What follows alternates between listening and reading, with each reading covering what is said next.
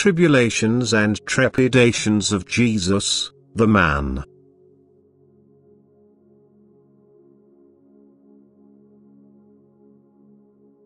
I, too, found life on earth as a human being difficult at times, for I was subject to the same laws as you are. I had to fight against the same weaknesses and temptations, and it was not always easy to face up to them, even though my heart was full of love and was therefore permeated by divine strength when I needed it. But hours of psychological distress were also part of my journey through life, and had I not experienced it like you, I would not have been as human as you either. My soul had to go through the process of spiritualization on earth, which led to my complete unification with the Father, the complete becoming as one with Him. Although my soul had indeed come from above, it nevertheless had come into flesh with all its immature substances, which every material shell basically consists of, and all these substances had to spiritualize themselves. For the body with all its wishes and cravings exerted an extraordinary influence on the soul, which was unable to ignore these temptations but had to bear up against them. Just as is the task of the human soul who wants to take the path of following Jesus in order to release themselves from sin and death. However, the battles I had to go through were difficult, and my earthly progress often weighed me down like an overwhelming burden which wanted to make me doubt that I would ever be able to travel this path until the end.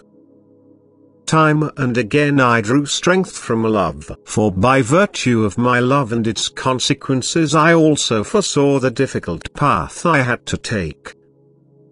I foresaw the suffering and death on the cross, as well as the people's spiritual state who nailed me on the cross. And yet I had to continue my path until the end. Time and again I had to endeavor to master my fears and weaknesses and cling to the Father to strengthen me in every adversity of body and soul.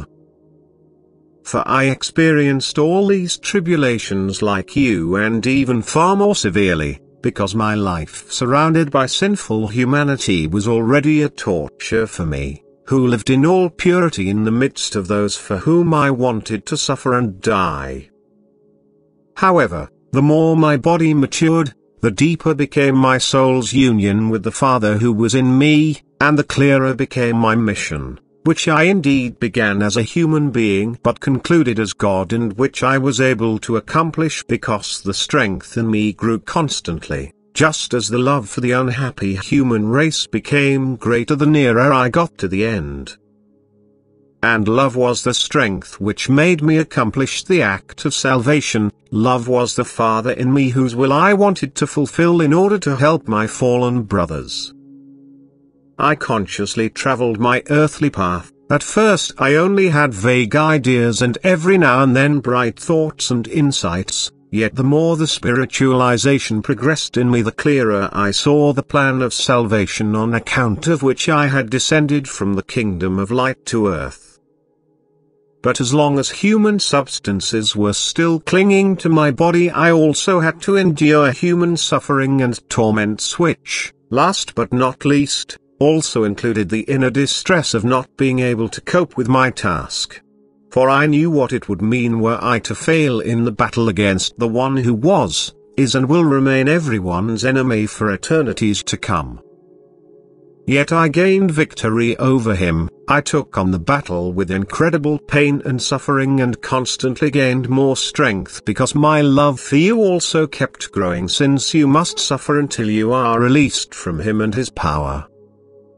My strength grew as my love intensified, and so you humans know that you can only draw the strength for your earthly task from love, for my adversary will always try to weaken you by driving you into unkindness, by wanting to prevent you by any means to carry out an act of love in order to keep you weak.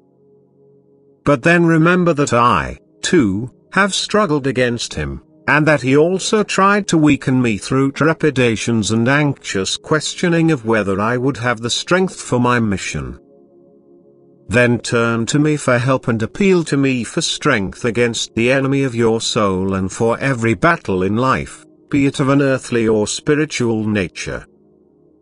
And you will not ask in vain, for I will truly grant everyone's prayer who calls to me in his distress. Amen.